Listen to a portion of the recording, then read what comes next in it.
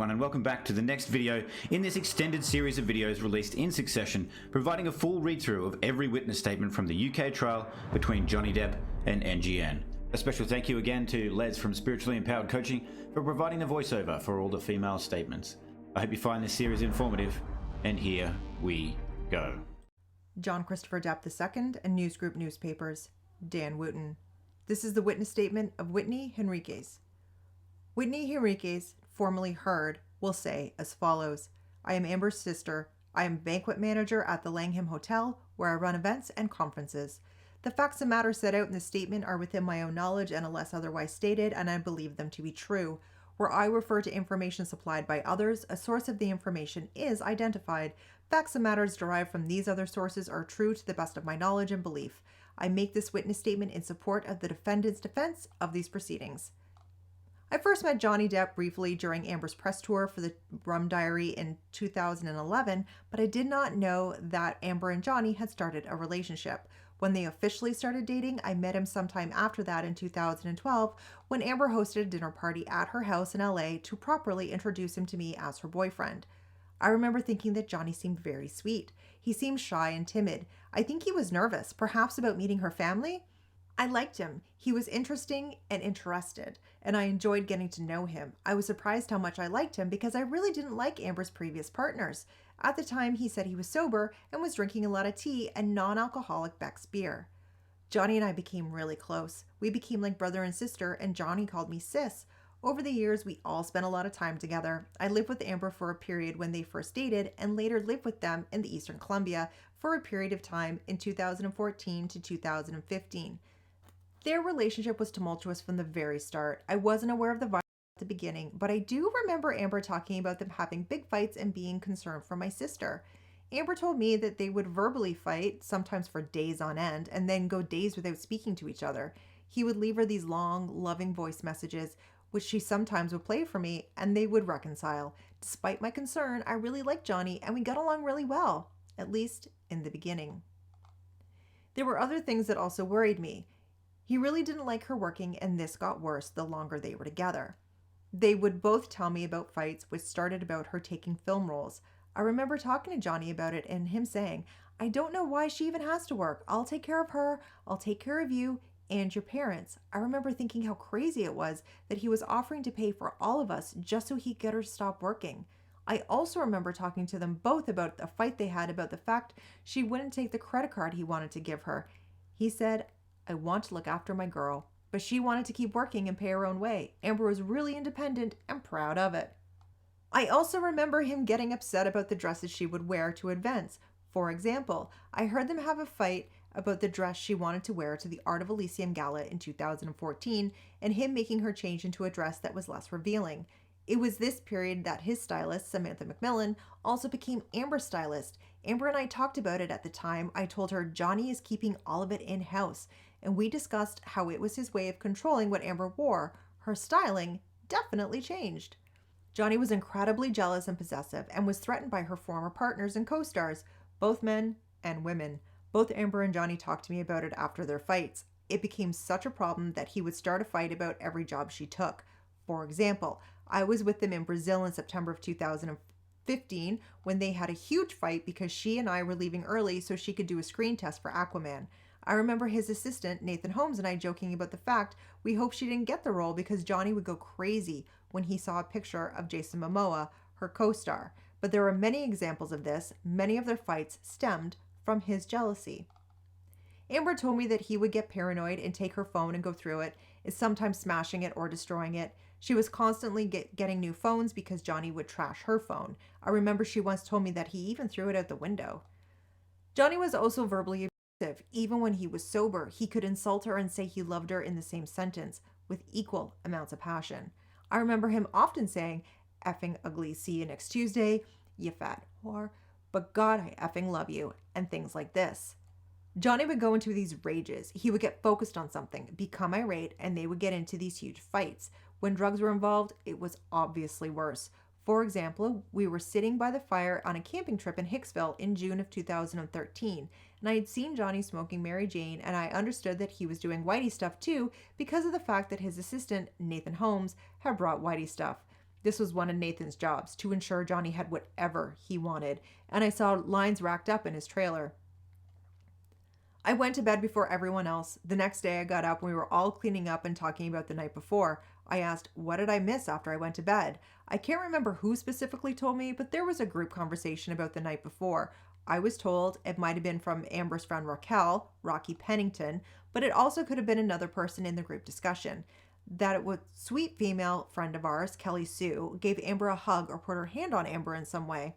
I was told that Johnny suddenly lost it in the middle of the party and flew into a rage, grabbed her by the wrist and said to the words of the effect, "Don't you effing touch my woman," and threatened her, saying, "You know how much pressure do you think it would take for me to break your wrist?" I was told that people were quite shocked by his outburst and that Amber had then tried to calm him down and took him back to their trailer. I went to see Amber after this. She told me about what happened, confirming what I had just been told about Johnny threatening Kelly Sue. I saw the aftermath. It was like a bomb had gone off in their trailer. The place was trashed, the furniture overturned, a lamp had broken, and so on. Amber told me that Johnny had done it during the big fight and that he had also ripped off her dress, which was her favorite of hers, a vintage sundress that she was wearing all the time at that time. I later heard from Amber that Nathan and Johnny had to pay the owners for the damage he had caused. This was in 2013. Another example is the painting incident of 2013, which I will address further below. I was often asked when they were fighting with either Johnny or Amber coming into my apartment to get me involved to help sort it out or calm things down. Or I'd be sent over to his house to talk to him after they fought. Johnny would go there a lot to his quote-unquote man cave, as we all called it after they had a big fight. It got to the point that my nickname became the marriage counselor. One example of this that I remember was after they had a fight in November of 2014. Amber called me to go talk to him. Johnny was at his place on the porch. He was supposed to be going to present an award at the Hollywood Film Awards that night, but he was refusing to go and he was drinking. I sat with him for hours talking to him about their fight while he sat there drinking. His sister Christy kept coming out to tell him that he had to leave, but he shooed her away. I think Christy blamed me for making him late and keeping him there, but I had been sent over to try to talk to him and encourage him to go to the awards. If I tried to leave, he'd say, "No, sis, stay and let's talk about it." He was very angry because Amber had auditioned for a part that he had not known about, claiming she was sneaking behind his back to get work. I remember saying to him, "Why does she have to tell you everything that she's doing?" He said, "Well, I've been in the business longer than she's been alive, and then she should listen to me." This was also another incident in which he said, "I can take care of her and all of you. She doesn't need to work." He would make out that he was trying to protect her, but it was obvious to me from their fights he just wanted control of her and didn't want her to work. Finally, Christy came out and said, "You have to leave. It's an award show." I later saw all over the news that he had gone and done the show, but was visibly drunk and slurred through his speech, which made international news headlines.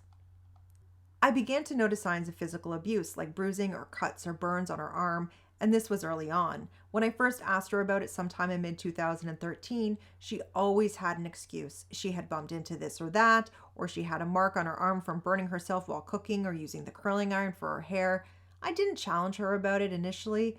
We all fell in love with Johnny, and he was like a brother to me. I didn't want to believe that this person I loved was hurting someone else that I loved.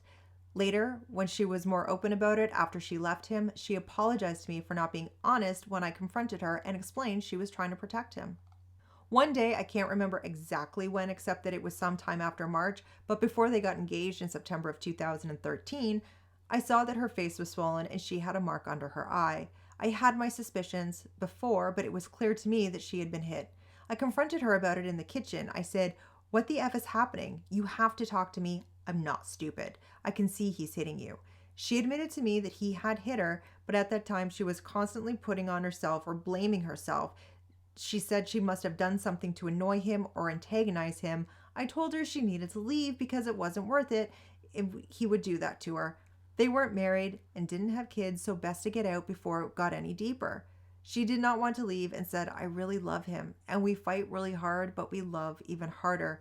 This became a constant reframe from both of them. Johnny would say this to me when they talked about their fights. I had never seen my sister be in love like she was when she was with Johnny, and she didn't want to let go of it. From then on, I would notice things more often. She would sometimes have marks on her face or these weird cuts or burns on her arms, which were small and round. I remember thinking this was strange. We did talk about it from time to time, but it wasn't as if we went over in close detail every fight. There were many fights. Over time, I tried to intervene, telling her she'd have to leave. When they got engaged in September of 2013, I felt sick about it when she called to tell me. I told her that this was a bad idea, begged her not to go through with it, and said that she should end it because it wasn't going to get better. I asked her, "Why are you putting up with this?" and told her that him putting a ring on her finger was not going to stop him hitting her. Johnny would talk to me about their fights. It was striking how he had a completely different version of events from Amber. For example, he would claim to me that Amber had called him an effing pussy or a little girl. It was always things that she had said something emasculating to him, which he felt justified his rage. But when I spoke to Amber, she would say that absolutely did not happen. I think his drinking and drug use affected his perception and his memory of events. He would talk about blacking out, but he could also convince himself about how things went down, and you couldn't convince him otherwise. Amber sometimes recorded conversations with Johnny to be able to show him when he was sober what actually happened. In the end, I observed that there was a pattern. She stopped fighting back and would try to mollify him by saying things like, "You were right," to try to calm him down, and he would scream, "Don't you effing patronize me."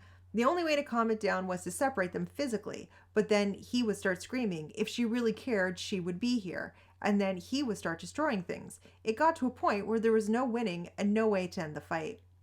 Over time, I did confront Johnny about hitting her. It was hard to remember exactly when I confronted him because it was so long ago and there were so many fights, but it was before their wedding in February of 2015, so this was sometime in 2014 after one of their fights, and I was again sent over to talk to him. I remember saying to him, "Why did you fucking have to hit her?" Sometimes he would flat out deny it or downplay it by saying, "No, I just pushed her. I didn't hit her." Other times, he would acknowledge that he had hit her but would try to justify it by claiming she hit him first or she called me a pussy and would say, "Sis, I just lost control." He blamed her for it, saying things like, "I just love her so much, but this is what she does to me," and never really took responsibility for it. Much later, Dad told me he had received a text message from Johnny apologizing for hitting her. Sometime in 2015, I was just so over it that I was no longer friendly with him, and he knew I was not happy. I would refuse or avoid opportunities to hang out with him or be around him. If he and Amber were eating dinner, I wouldn't join. I was upset about what was happening and I didn't want to be part of it. My relationship with Johnny soured.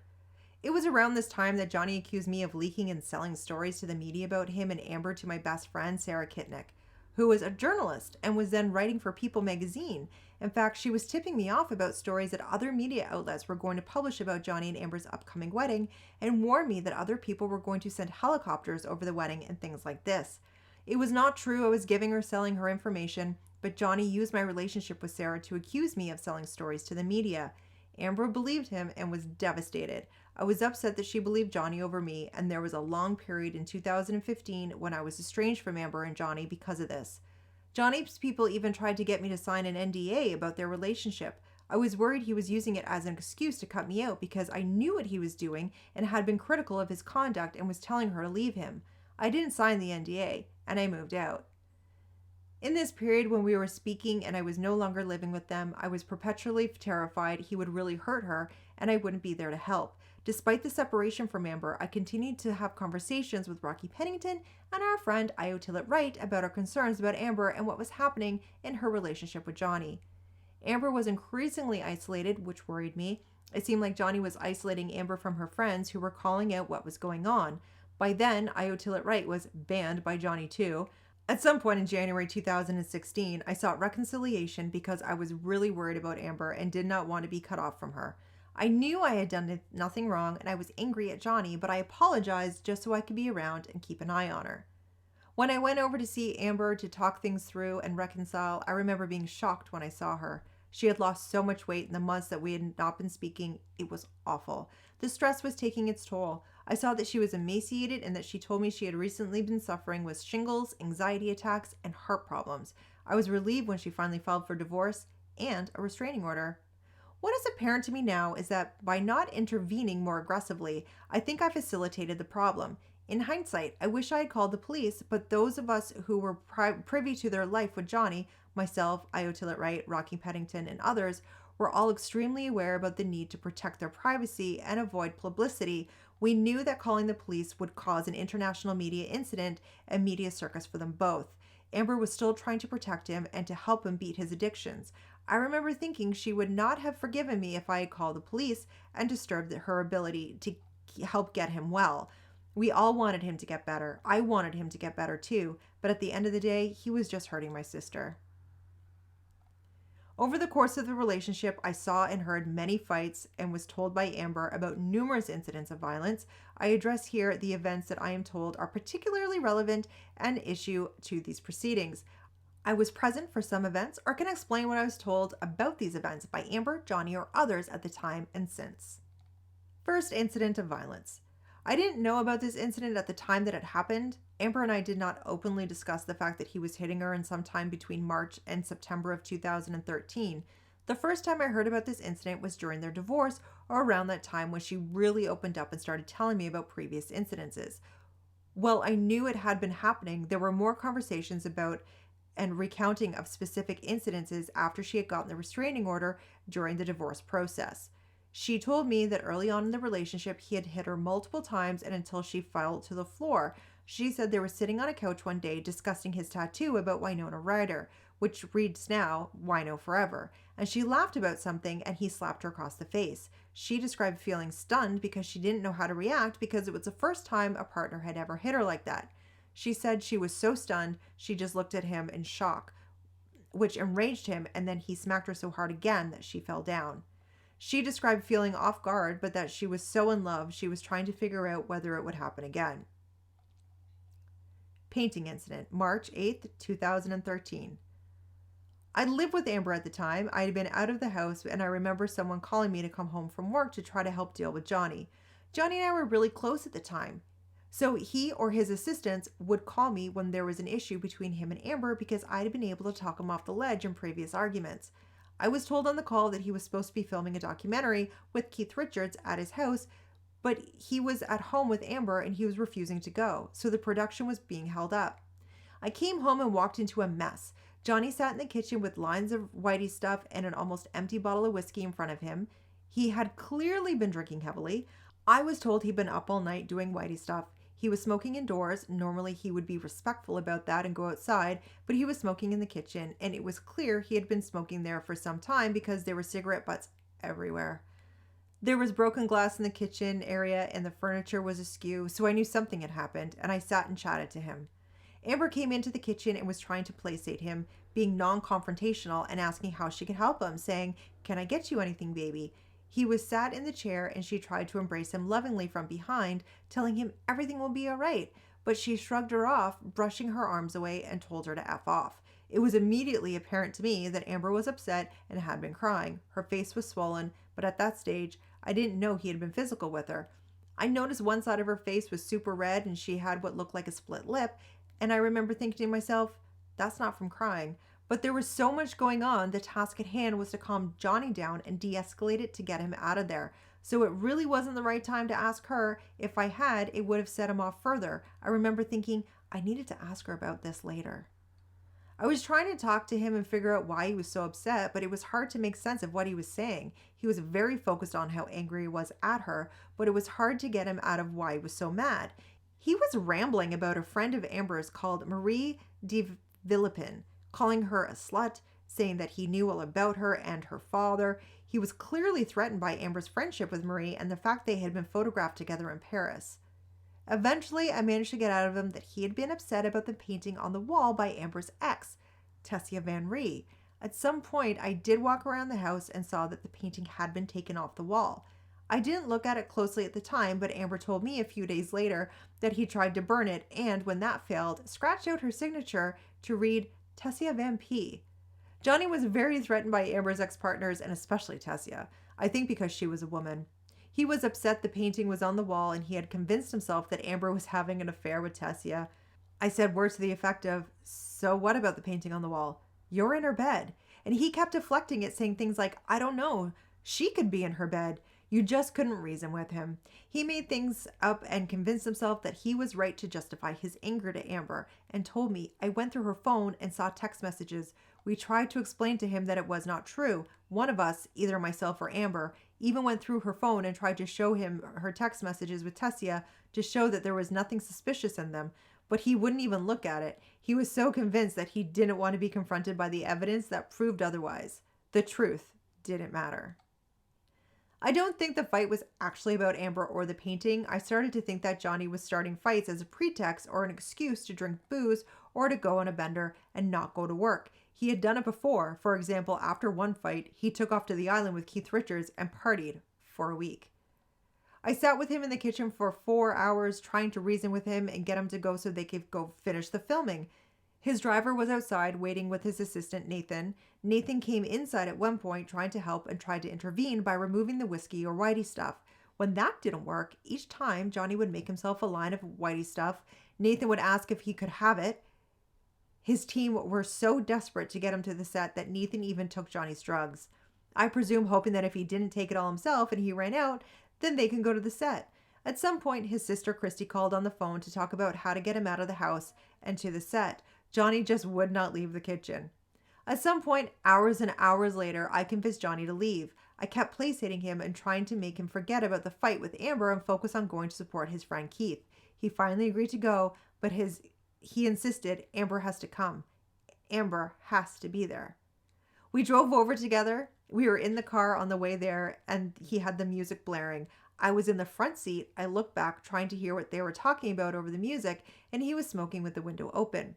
I don't remember what it was said, but he suddenly held Pistol, Amber's dog, out of the window. I remember freezing because it was so effed up, and if Pistol had wriggled, he would have dropped her, and that would have been it. I remember Amber was crying, saying, "Please, baby, please let me have Pistol." Johnny was laughing this awful, evil laugh and was shouting and teasing her about dropping her dog out the window. Amber was pleading with him and somehow managed to get the dog back. Johnny was laughing and joked, maybe we should put her in the microwave. It was really dark and messed up. I remember when we arrived, he waltzed into the house and to the filming as if nothing had happened. I remember watching everyone being so openly annoyed, rolling their eyes, but no one said anything to him. I was surprised that no one seemed shocked by his behavior. Amber went outside to talk to Christy. I could see Amber was crying and had her face in her hands, and Christy was speaking with her arms crossed over and was stone-faced. So I walked over to see what was happening. Christy asked me to give them some privacy, and Amber agreed, so I left them to it. I then went home, but Amber stayed, so I didn't get a chance to talk to Amber in detail at the time about their discussion with Christy or what happened with Johnny before I had arrived at the house that day, but I remember being worried if this is what we were to expect of Johnny going forward now that he was not sober. All this happened before I knew there was physical violence. I didn't see her for a few days after this because she stayed over at his and didn't come home. I asked her about what I had seen on her face that day and at some point soon afterwards, but she dodged the question, saying she was just really upset and didn't want to push it. It was only sometime after this, but before we traveled to London in September of 2013, that I confronted her about a mark on her face.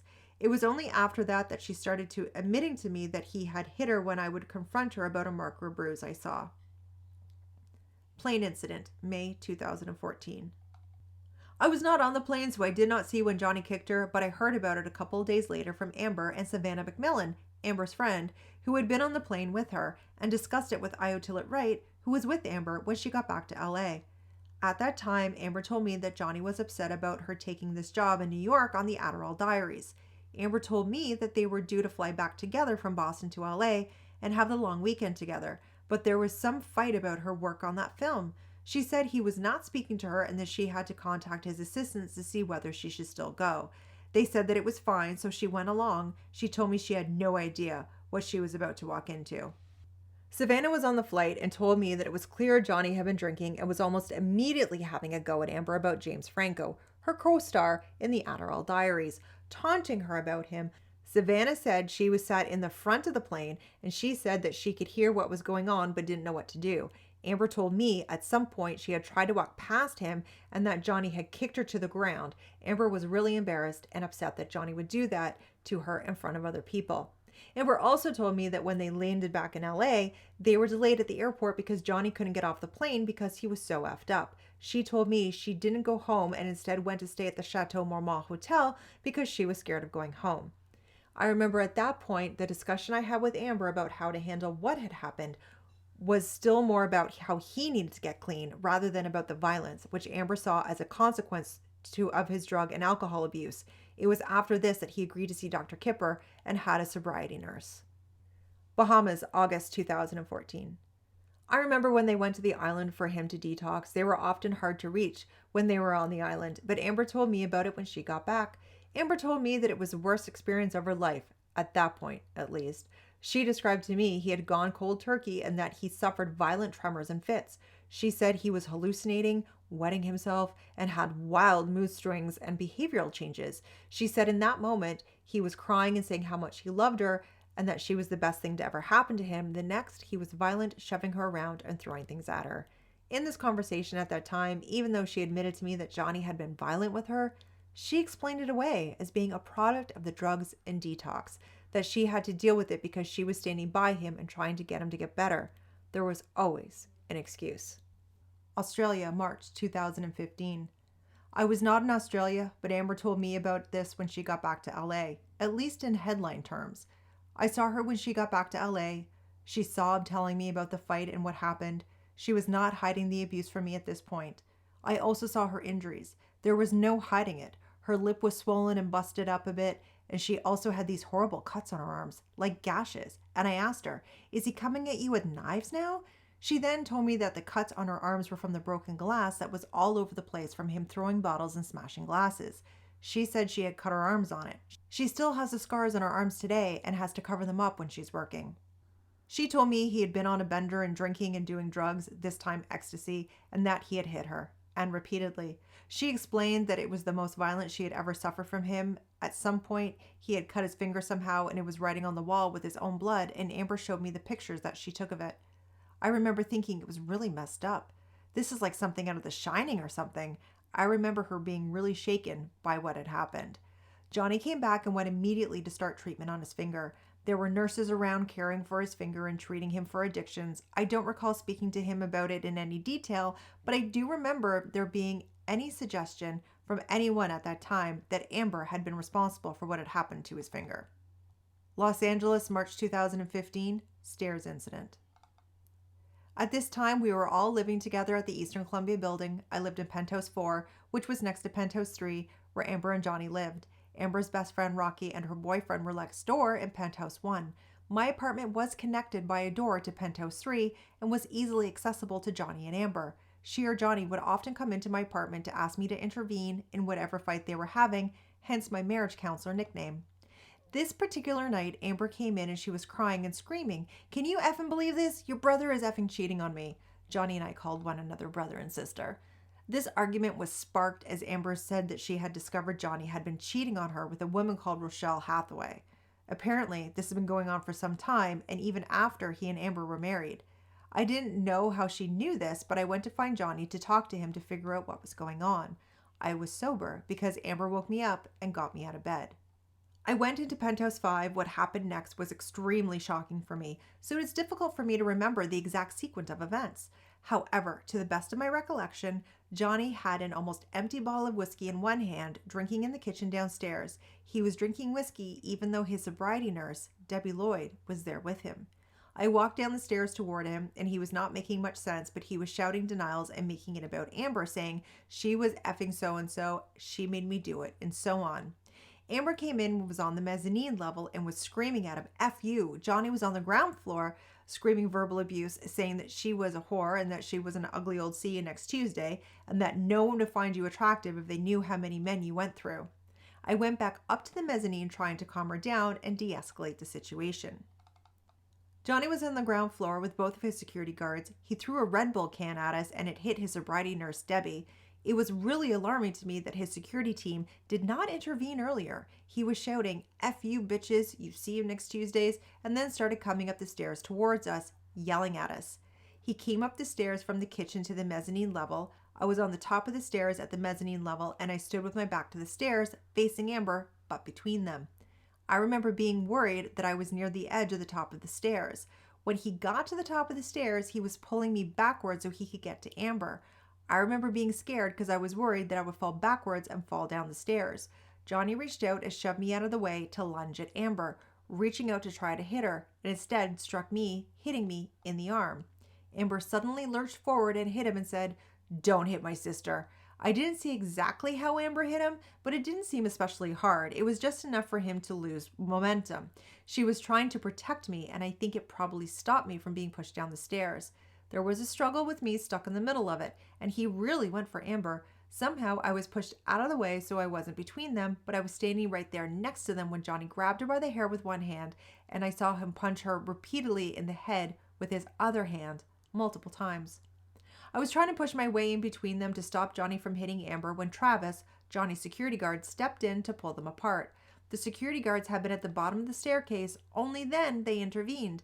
We were separated, and I immediately took Amber back into my apartment, penthouse 4, to make sure she was okay. From my apartment, I could hear someone breaking and smashing things, and Johnny screaming, "Effing see you next Tuesday. You effing whore. I hate you." At some point, the noise stopped, but I didn't go to see what happened.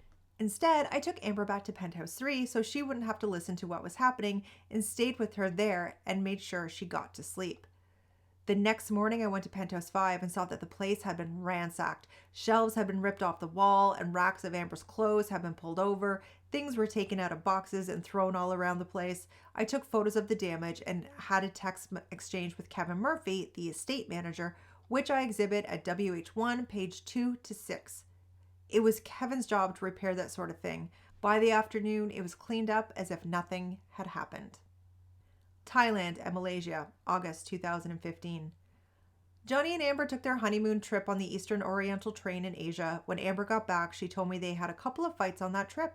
She said there had been a fight on the train where he had pushed her and smacked her around, and another separate fight in a hotel.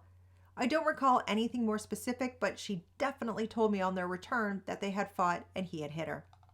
Los Angeles, December 15th, 2015. Towards the end of 2015, things have gotten worse in their relationship. As I explained, there was a long period in 2015 when I was estranged from Amber and Johnny because Johnny had falsely accused me of leaking and selling stories to the media. Amber and I weren't really on speaking terms in December when this incident took place. However, I do remember going over to the Eastern Columbia building around that time to collect some of my things. I had moved out and was staying with my boss, but had left a bunch of things there. I remember seeing that the bed was disheveled. It had heavy wood frame, and I noticed that a splinter there was a chip in the wood. There was blonde hair and blood stuck in the splinter of the bed frame. I had not heard about the fight on December 15th, 2015 at that point because Amber and I were not speaking at that time, but I was immediately alarmed. I remember imagining what kind of force it would have taken to do that because it was such a heavy and solid frame. I don't remember exactly what day it was, but on or around December 15th, 2015, I didn't think to take a picture of it. In fact, I didn't think we would ever have to document this. At this time, I wasn't speaking with Amber, so I didn't immediately raise the particular incident with her, but I remember being very worried and resolved to figure out a way to reconcile with her. I reached out to Amber soon after this, and we reconciled a few weeks later, sometime in early January of 2016, sometime before the Art of Elysium charity event I was working on. I remember going over to see her at the Eastern Columbia. I hadn't seen her for months, and I remember being shocked by how different she looked. She had lost so much weight. I assured her I had never sold any stories to the media. Johnny came in, we were in the penthouse kitchen, and he was really off his face and gave me this huge hug saying, "Sis, we've missed you." It made my stomach turn, but it meant I could be near Amber and part of her life. But even after that, I was not comfortable being around Johnny. So I wasn't around much, and I didn't really have the opportunity to talk to her about what I had seen in the apartment that day in December and what had happened then. It was only much later that I heard the detail about what happened in this incident. Most likely during the divorce, Amber told me that he had grabbed her by the hair, pulled her hair out, punched her, and headbutted her, and had almost suffocated her on the bed. She said she had to go on TV the following day and had to have hair and makeup cover the injuries.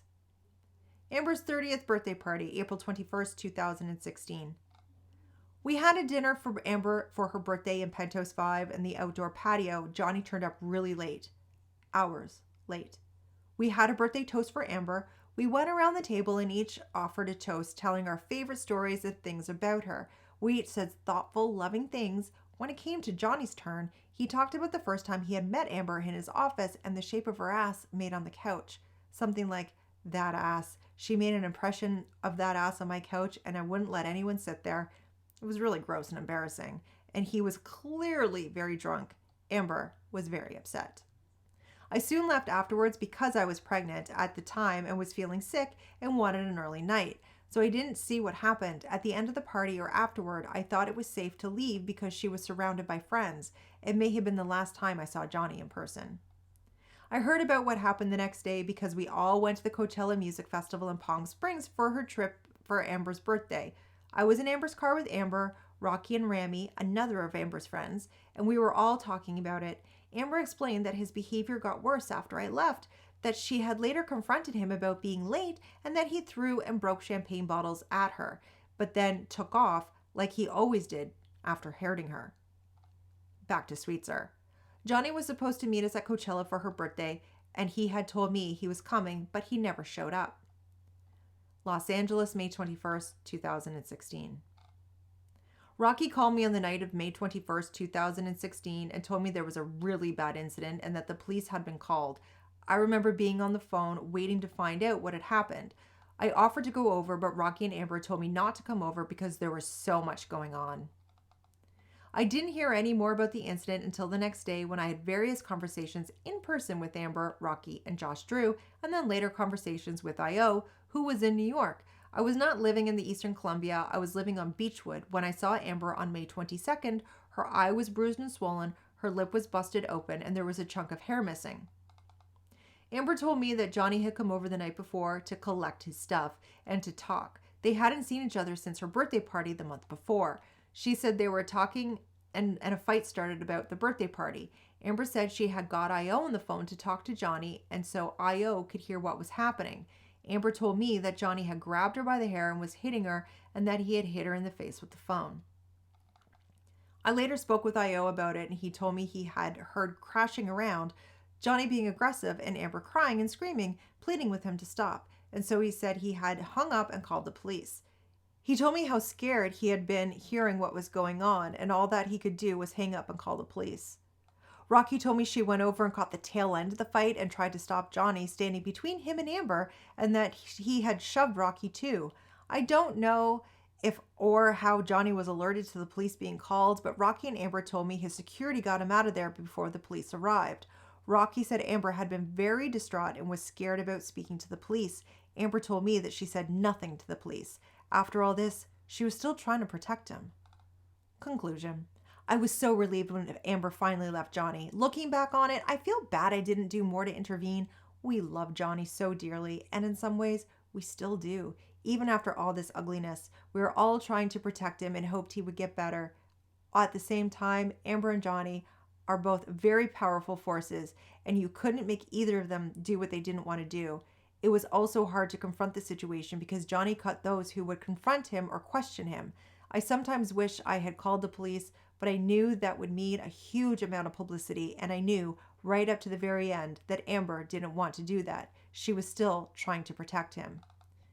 It has been incredibly upsetting for Amber and for us as her family to see Johnny and others questioning her account of the abuse and calling her a liar. I am aware that Johnny is now claiming that he is the victim and she is the abuser. This is just not true. I am making this statement in hope of the record will be set straight. I believe the facts stated in this witness statement are true. Signed, Whitney Henriquez, December 12th, 2019.